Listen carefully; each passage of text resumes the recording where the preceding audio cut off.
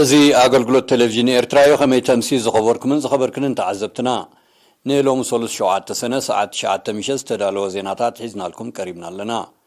ንምክትታልኩም በኽብሪ ዝዕድም ኤፍረም ግዴ በቐንዲ ነጥብታት ዜና ካፈልም ኤርትራ ኣብ ስዑዲ ኣብ ዝቃናዕ ዘሎ ዋዕላ ምቁፅፃር አንበጣ ምድረ በዳ ተሳትፋላ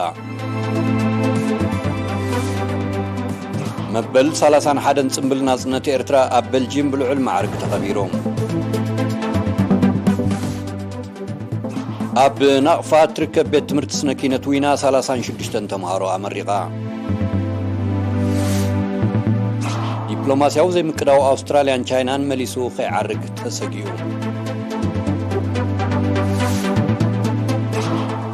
ወታደራዊ መንግስቲ ማሊ ስልጣኑ ናብ ሲቪላዊ ምሕደራ ከሰጋገር 2 ዓመታት ከም ዘድልዮ ኣፍሊጡ ሓይሊ ኣየር ሶርያን ከተማ ደማስቆ ዒላማን ዝገበረ መጥቃዕቲ ሚሳኤል እስራኤል ከም ዘበርዓነ ሓቢሮም ኤርትራ ካብ 5 ክሳብ 9 ሰነ ኣብ ጅዳ ስዑዲ ኣብ ዝቃናዕ ዘሎ መበል 32 ዋዕላ ኮሚሽን ምቁፅፃር አንበጣ ምድረ በዳ ማእከላይ ዞባ ከምኡውን ኣብ መበል 36 ኣኼባ ፈጻሚ ኮሚቴ ናይቲ ኮሚሽን ተሳተፋላ ኣብ ሚኒስትሪ ሕርሻ ሓላፊ ቤት ጽሕፈት ምቁፅፃር ሳገምቲ ባልዓት ኣቶ ቴድሮስ ሲም ኣብ ዝሃቦ መግለጺ ኤርትራን እትኽተሎ ናይ ምክልኻል ስትራቴጂ እተካይዶ ናይ ምቁፅፃር ስራሓትን ኣማራጺታትን ከምኡውን ውህደት ኣካላት መንግስቲ ህዝብን ናይ ልምዓት መሻርክትን አብሪሆም ተሳተፍቲ ብወገኖም ኤርትራን ዝኣተወቶ መብጻዕ ምትግባር ሕብረተሰብ ኣብ ምጉስጓስ ከምኡውን ኣብ 2019-2020 ኣብ ምሕደራ መደባት ምጥፋእ አንበጣ ምድረ በዳ ንዘርአያቶ ዕቱብነት መወጊሶም መበል 32 ዋዕላ ኮሚሽን ምቁፅፃር አንበጣ ምድረ በዳ ማእከላይ ዞባ ኣብ ቴክኒካውን ምሕደራውን ዛዕባታት ዓቕሚ ኣብ ሃገራት ንምምሕያሽ ዝተቐስመ ተመክሮ ክሊማዊ ለውጥን ጽልኡ ኣብ ለበዳ አንበጣን ተራ ሓድሽ ቴክኖሎጂ ኣብ ምድህሳስ አንበጣን መስርሕ ምክትታሉን ምቁፅፃሩን ከምኡውን ኣገዳስነት ምልውዋጥ ሓበሬታ ኣብ መንጎ ዝምልከቶም ኣካላት ኣብ ዝብሉ ጉዳያት ይዝትሎም ኮሚሽን ምቁፅፃር አንበጣ ምድረ በዳ ማእከላይ ዞባ ኣብ ትሕቲ ጽላል ዓንቀጽ 14 ቅዋም ውድብ መግብን ሕርሻን ሕብራት ሃገራት ማለት ፋኦ ኣብ 1997 ዓመተ ምህረት ዝተመስረተ ኮይኑ ቀንዲ ዕማሙ ምሕጋዝ ኣባል ሃገራት ምክልኻል ለበዳ አንበጣ ምድረ በዳ ከምኡውን ሓደጋታት አንበጣ ምድረ በዳ ንምግታእ ድልውነት ምዕዛዝ የጠቃልል 16 ኣባላት ሃገራትን ሓንቲ ተዓዛቢትን ዝሳተፉ ኣኼባ ፈጻሚት ኮሚቴ ኣብ ነፍሲ ወከፍ 2 ዓመታት ይካየድ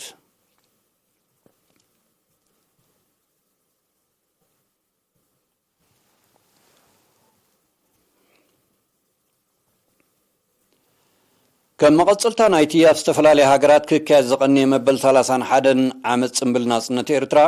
ኣብ ቤልጂየም ዝነብሩ ዜጋታት ብልዑል ማዕርግ ኣኽቢሮሞ ካብቲ ቦታ ዝበጽሐና ጸብጻብ ኣሎ ኣማኑኤል ገብራይ ከቕርቦ እዩ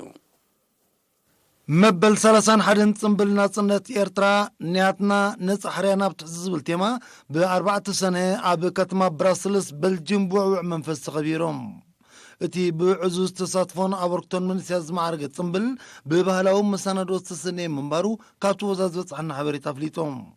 ካብ ኤምባሲ ኤርትራ አቶ ሚካኤል ተስፋይ ኣብ ዘስምዖ ናይ ዮሃና መልእኽቲ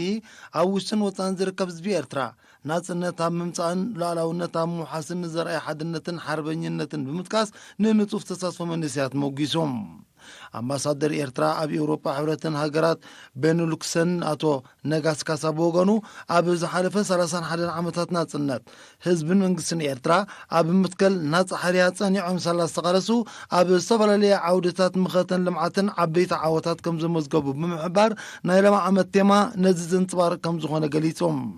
አምባሳደር ነጋስ አስዒቡ ቀንዲ ምስጢር ህዝብን መንግስትን ኤርትራ ዝኾኑ ክብርታት ምዕቃብን ብድንፋዕን ከምኡውን ናብ ሓደስቲ ወለዶታት ምስጋሩ እዋናዊ ተልእኾ ከም ዝኾነ ብምጥቃስ ኣብ ወፃኢ ዝነብሩ ዜጋታት ጥምረቶምን ሓድነቶምን ኣስጢሞም ኣበርክቶም ኣብ ሃገራዊ መደባት ክዕዝዙ ተላብዮም ኣብ ናቕፋት ትርከብ ኣሕዳሪት ቤት ትምህርቲ ስነ ኪነት ዊና ን2 ዓመታት ብሞያን ጥበብን ህንፃ ዘምሃረቶም 18 ደቂ ኣንስትዮ ዝርከብኦም 36 ተምሃሮ ብ4 ሰነ ብሰርቲፊኬት ኣመሪቓ ዳይሬክተር ናይታ ቤት ትምህርቲ ኣቶ ቃላ ኣብዘርኡ ኣብ ዘስማዑ ቃል ተመረቕቲ ብግብርን ክልሳ ሓሳብን ዝቐሰምዎ ትምህርቲ መጀመርያ እምበር ናይ መወዳእታ ከም ዘይኮነ ተገንዚቦም ሞይኦም ብቐጻሊ ብምዕባይ ኣበርክቶም ኣብ ሃገራዊ መደባት ልምዓት ክዕዝዙ ትጽቢት ከም ዝግበረሎም ገሊጾም ወኪል ተመረቕቲ በወገኑ ዝተገብረሎም ወፍሪ ብምግንዛብ ንዘምሃሮም ህዝብን መንግስትን ዓጸፋን ምግልጋል ዘለዎም ቁርብነት አረጋጊጾም በኻል ወገን ሳልሳይ ገጽ ምስፋሕ ህንጻ ቤት ትምህርቲ ስነ ኪነት ዊና ኣብቲ ዕለት ተመሪቖም እቲ ዝተሰርሐ ሓደስቲ ህንጻታት 6 መምሃሪ ክፍልታት ሓደ ቤት ጽሕፈት መደቀስ ተምሃሮ 4 ዓይኒ ምድሪ ሜዳ ኩዕሶ ሰኪዔትን ባስካማይን ክኾኑ እንከሎ 80 ክፍልታትን መደቀሲ ኣባላትን ድማ ተጸጊኖም ኣብ እዋን ሓርነታዊ ቃልሲ ኣብ 1985 ዓመተ ምህረት ኣገልግሎት ጀመረት ቤት ትምህርቲ ስነ ኪነት ዊና ዛጊት 811 ደቂ ኣንስትዮ ዝርከቦም 3179 ተምሃሮ ብሰርቲፊኬት ተመሪቓላ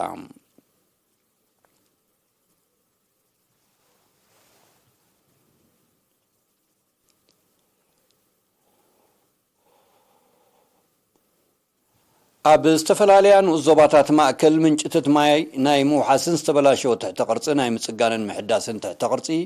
ስራሓት ተኻይድሎ ዮናታን ይዕብዮ ንዘዳለዎ ዜናዊ ጸብጻብ ገረ መስቀል ገረዝጊሄር ከቕርበልና እዩ ኣብ ዝተፈላለዩ ከባቢታት ዞባ ማእከል ዝጸንሐ ጸገማት ትሕተ ቅርጺ ንምቅላል ብዝተወስደ ስጉምቲ ኣብ ማሕበረ ቁጠባዊ መነባብሮ ህዝቢ መስተረት ዝፈጥሩ ኣድማዕቲ መደባት ከም ዝተሰላሰሉ ክፍሊ ህንጻዊ ልምዓት ገሊጹ بمسارات حبريتات خفلي ጸገም ውሑስ ምንጭ ማይ ኣብ ዝጸንሐን ኣብ ምብራቃዊ ኣጻድፍ ዝርከባ ዓድታት ጉልዕን ጠማምዖን ዲጋታት ንምስራሕ ብዝወፀውጥን ካብ 9 ክሳብ 100,000 ሜትር ኩብ ክሕዝ ዝኽእል ዲጋ ጉልዒ ክዛዘም እንከሎ ዲጋ ጠማምዖ 60 ሚእታዊት ህንፃዊ ስራሕታ ከም ዝተሰላሰለ ክፍለጥ ተኻኢሉ ኣሎ ስጋብ ሕጂ ከም ዝበልኮ ናይ 25 ካብ 100 ደረጃ በፂሕ ኣሎ ስለዚ ካብ ሕጂ ነው ዲጋ ዝሓልፍ ማይ የለን ኣብ ሓቁ ማለት እዩ ስለዚ ብዓቢዩ ከም ዝበልና أبعد شيء جزء له فرات فتح كونه مسو أرا تحس كذا خيدون نايس تمام كبيت سجل جزء تخابي سون فتح ما يدستخونه هلي مالتي مسو تحس كذا خيدون ناي تريت على مالتي سلازي بحافظ شو عبتمن عبرنا تزمين تخابي مسرتها ولدمس دقاي مالتي زجاجي بزي كازي أب عدتات ظرفه ما يحنزن عرب ربعن راهياتات كثرتاتن قابيونات كم تسرحه زبزح كابتن كزن تمايدما كينو مهبتام تحت بايتاو ماين موحس منج الستماين قبل معات مسنون أبركتي قبرا كم زلوا تحبيرو كان سبعان سلسلة زونا ديقات قال لي أنا مالتي زين يفلاي مس مسنون مس ترين تاعزا مالتي كان بعد كل زونا هتقدم الله أنا زيادة راه تجيب زيادة حالنا قرب ما ينساتي مالتي نسرقاتات بزملكات دما عدتات مقركا أننا لاي تعريشي دك إتروس مسفنتو عدجين دك سبن قرمن كاب كند مسمر أسمرا كرن نابشما نقص تحتين لعلاين كمون كام مسمر أسمرا من دفرا ناب عدس أناف زأتو بدمر 3 كيلومتر نحمل سرقيا بالعسر شمونت مليون نغفا بدرجة كوم كمستسقنا تفاليتو زي التوابعيو تزبي ناتو مدباوتيو ناتو طرنا فنجيرون ناب عدو زعتو ترجعتات كتسجن تكالنا فقد هبون مكتال كأجبرل بزي كازي أب كتم أسمرا أب كبابيتات ججرت مأكل كتما جزاباندان كبابيتات مأكلاي أبي تسحفت منيسرتات هنسان عنان لعل 3,000 مترو بقطران نايمس جانن محدثن أمام كمستتكبره 924 مترو تبالشيت صنح من قد أجر بحدش كمستغيره ننويه عمتات كاب أقلت وصا زخون ملكتات ترافيك نمتك أدماي سرح كم زلو حلفتش أنا فر كفلن أول معات بتوسخ حبيرام زبزح ناي قدامنا ذهبنايو اب ناي حزباو مغعازيا زبزحون بزح تشكركرتن زلونا هم قدامنا هيبنا سرحنالو استسرح بوتاتات اب كباب غزاباندا كباب گجرت اب كباب فيات ناب مستر هنصا غيركا ناب مستر طعنا زوسد كباب بيمبوري همون اب كباب إنائل هوسبيتال ناب وجن قدنا فعدد وسد من قدتات كبابي بمولو أب قدنا عد حوشة كبيت من قست جمير كان أب كاتدرال دوسد مجدي أب زي زحلة فخل التعمد نايوبر لي سرحات تغيرلو زي كبابي لعلي 3,000 متر زخون قمت لو ترجعت تسجينو لو بزي أب سمده بزي بواجد دمال على 10 مليون زخون ናቕፋ ወዲኡ ኣሎ እዚ ከምዚ ኢሉ እንከሎ ኣብ ቤት ትምህርቲ ስነ ኪነት ኣስመራ ዝጸንሐ ዋሕዲ መምሃሪ ክፍልታት ንምቅላል ብልዕሊ 8 ሚልዮን ናቕፋ ሓደሽቲ ክፍልታት ከም ዝተሃንጸ ከምኡውን ናይ ትሕቲ ቅርፂ ጸገም ዝጸንሐን ትካላት ጥዕናን ትምህርትን ጽገና ከም ዝተገብረለን ተሓቢሩ 10 ዳእኽሉ ናይ ጥዕና ትካላት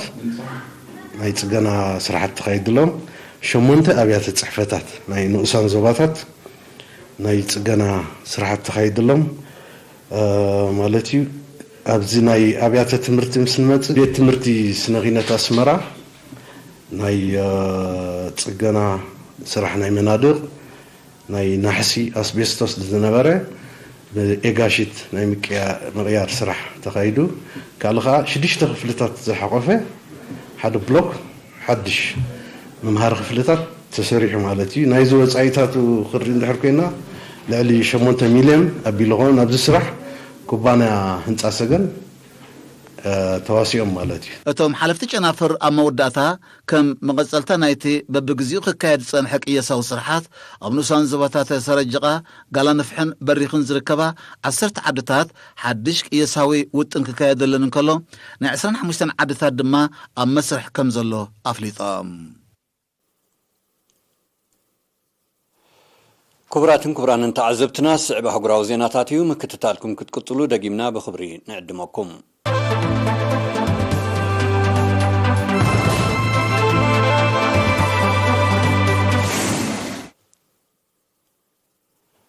ኣውስትራልያ ንልኡላውነት ሃገሩ ዝጥሕስ ንጥፈታት ተካይድ ከም ዘላ ሚኒስትሪ ጉዳያት ወጻኢ ቻይና ሎሚ 7 ሰነ ኣብ ዘውፅኦ መግለፂ ወቂሱ ቻይና ባህር ደቡብ ቻይና ኣብ ከባቢ ልኡላዊ ግዝኣታ ከም ዘቐረበት ንዝጠቐሰታ ኣብ ኮለላ ዝተዋፈረት ነፋሪት ኣውስትራልያ ኣኳሊማ ከም ዝመለሰት ዝጠቐሰት ሚኒስትሪ እቲ ስጉምቲ ንጸጥታ ሃገሩ በኣሉታ ዝጸሉ ምዃኑ ኣረዲእሎም በዚ ድማ እቲ ብልዕሊ ነፋሪት ኣውስትራልያ ዝተወስደ ናይ ምዕጋዝ ስጉምቲ ሕጋዊ ምንባሩ ሚኒስትሪ ጉዳያት ወጻኢ ቻይና ሓቢሩሎም ቻይና ኣብ ዝሓለፈ ወርሒ ግንቦት እውን ኣብ ልኡላዊ ግዝኣታ ከም ዘቐረበት ንዝገለጸታ ነፋሪት ኣውስትራልያ ከም ዘኳለመታ ጸብጸባት የረዱም እዚ ተደጋጋሚ ተርእዮ ንዲፕሎማስያዊ ዘይምቅዳው ክልቲኣተን ሃገራት መሊሱ ከየሸሕክሮ ተንተንቲ ፖለቲካ ዞባ ኤስያ ስጋቶም ይገልጹ ኣውስትራልያን ቻይና ንምብዳህ ምስ ሃገራት ምዕራብ ወተሃደራውን ጸጥታውን ውዕላት ክትክትም ምጽንሓ ዝጠቕሱ ጸብጸባት ቻይና ተቃውማ ክትገልጽ ከም ጸንሐት የረዱ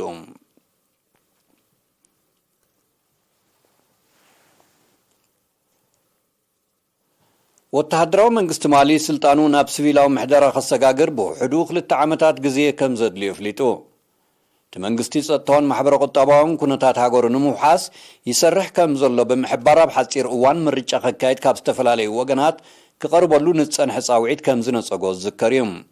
በዚ ኸኣ ትውፅኢዎ ዘሎ ስልጣን ናይ ምስግጋር ግዜ ምስ ኩነታት ማሊ ብምትሓዝ ክናዋሕ ተኽእሎ ከም ዘሎ ምስ ዞባ ምዕራብ ኣፍሪቃ ቅርበት ዘለዎም ወገናት ይእምቱ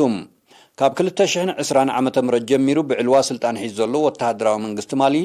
ኣብ ዞባ ምዕራብ ኣፍሪቃ ንዝካየድ ዘሎ ግዳማዊ ምትእትታው ክቃወም ምጽንሑ ይጥቀስ እቲ መንግስቲ ካብ 2012 ኣብ ማልን ከባቢያን ወተሃደራዊ ምትእትታው ምስ ተካየድ ዘላ ፈረንሳ ንዝጸንሖ ኩሉ መድያዊ ዝምድና ከም ዝሰረዞ ዝዝከር እዩ ወተሃደራዊ መንግስቲ ማሊ ሰራዊት ሃገሩ ነቲ ተፈጢሩ ዘሎ ጸጥታዊ ቅልውላው ክብድሆ ዓቕሚ ከም ዘለዎ እዩ ክሕብር ጸኒሑ ሓይሊ ኣየር ሶርያ ትማሊ 6 ሰነ ንከተማ ደማስቆ ዒላማ ንዝገበረ መጥቃዕቲ ሚሳይል እስራኤል ከም ዘበርዓኖ ፍሊጡ ይኹን እምበር እስራኤል ነቲ ካብ ሮራታት ጎላን ከም ተተኮሰ ዝግለጽ ዘሎ ሚሳይላት ብዝምልከት ዛጊት ዝሃበቶ መግለጺ የልቦን እስራኤል ቅድሚ 3 ሳምንታት ኣብ ልዕሊ ዒላማታት ሶርያ ብዘካየደቶ ተመሳሳሊ መጥቃዕቲ ሰብኣውን ዋታውን ክሳራ ከም ዝወረደ ጸብጸባት የረዱም እቲ ሃገር ኣብ ሶርያ እተካይዱ ዘላ መጥቃዕትታት ንወተሃደራዊ መደበራት ኢራን ዒላማ ዝገበረ ምዃኑ ክትገልጽ እኳ እንተጸንሐ ዝበዝሑ ግድያት ናይቲ ስጉምቲ በርጌስ ሶርያውያን ምዃኖም ግና ናይ ቀረባ ተዓዘብቲ ይጠቕሱ እዚ ተደጋጋሚ መጥቃዕትታት ኣብ መንጎ እስራኤልን ሶርያን ጥራይ ዘይኮነ ኣብ መንጎ እስራኤልን ኢራንን ንጸንሐ ወተሃደራዊ ምትፍናን እውን ከም ዘዕረጎ ይሕበር ኢራን ከም መልሰ ግብሪ መጥቃዕትታት እስራኤል ኣብ ኢራቅ ከም ዘሎ ብልዕሊ እትጠቕሶ መደበራት እስራኤል ደብዳብ ከተካይድ ምጽንሓ ይዝከር እዚ ከምዚ ኢሉ እንከሎ እስራኤል ኣብቲ ምስ ሊባኖስ ዘከራኸራ ከባቢታት እትካየዶ ንጥፈታት ዕደና ባህርያዊ ጋዝ مزي تقوارصو وتهدراو سقمت خمز وسد عطوق حيل حزب الله تنكيقوم حزب الله نزقل زلو إسرائيل نابتا أكراخاري ما يو قزات عبعدنا بحري أو غاز التنتف مركب كمز لآختها بزك على حل زلو قزيم إسرائيل التخبابيل أولا وجزءاتها مخانو بمتكاس نتنا عدنا مسرح كم تبقس تحبر كوانتلا إجتا مخانو تمقوت ليبانوس بنصارو اتقود داي حقاوم على بخي ترخبالو بإسرائيل زوستد سقمتي نابتوساقي متفنانن قجتن زمرح من مخانيا التتنقض اللام من قست ليبانوس إسرائيل بتحسد مياو إجتا بوقع مزغسات راي سقمتي كم زوستد زحبره حزب الله من قست ليبانوس قزيخي وسده مرقز يوخنت سرن أدلاي سقمتي كوسدني سوي زلام من قست ليبانوس نتمس إسرائيل لا تفاني نزلو قدا إجتان مفتاح بمنقونينة أمريكا زكاة زنبرا زي كتتاوي دبلوماسي أو تعري داقم نمبر بارو ينكساقس كم زلو فليت اللهم ليبانوس نتعقور تسقاتات بحريا وغاز بمعدان قد إموازلو كبيت كتبا وقلولا ونمحواي تسرح كم زلايو زقلت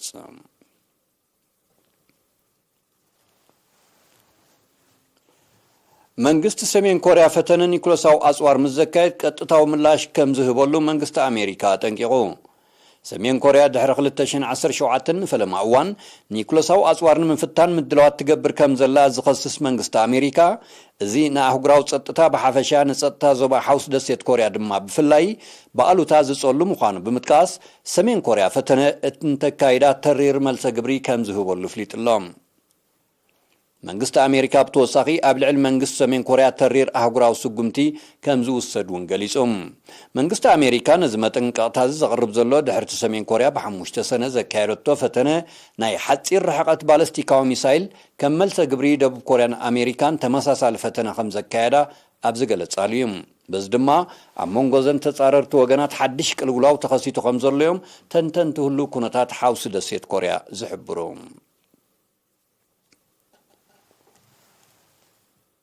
ب-ADF زفلت عطو تقام قجلة بسميناو مبراق ديمقراطية ريبابليك كونغو بزفتسمو متقعتي بوحدو عسرة سلماوين سبات كم تقتلو معكنا زيناك عليهن بتي أبزبا إيتوري زي تفتسمو متقعتي حيالو خالوت كم زقصولون أبايت خم تقاصلن زحبره أفنيا سرايت منقستي فتسمتو نمهدان واتهدرو وفرت بقي سقم زلبريهم اتوجل ADF كمل سجبرنا السراويت كونغون أوغندان قبل العلاماتاتو زكايد وزلو سرحيت كور حتر خلتشن عسران حدن جميرو كسور حتر كلتشن عسران كلتن سلموان سبات علامة جيروب زكايدو متقعتات بوحدو حدشن 300 سبات كم تقتلو سبات حبرات هاجرات يحبروم منقست أوغندا بسراويت منقست ديمقراطية ريبابليك كونغو أنصار زعتو جل زكايدو زلو وتهدرو وفري زتحاقا قوزو لعلي حدشحين شوعات ميتن أبالا السراويت ليخو كم زلخا سبات يقولسوم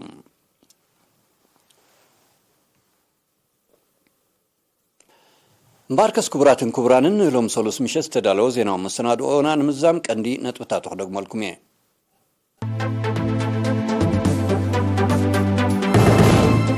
إيرترا بسعودية بزكان عزلو وعلى مقود صرام بتا مدربدات تساطفالا مبل سالسان حدن عمد سنبل ناصنة إيرترا أبل جنبلو علم عرق تخبيروم أب نقفات تركب بيت سنكينة وينا سالسان شدشتن تمهارو أمريقا دبلوماسياو زي مقداو أستراليان چاينان مليسو كعرق تساقيهم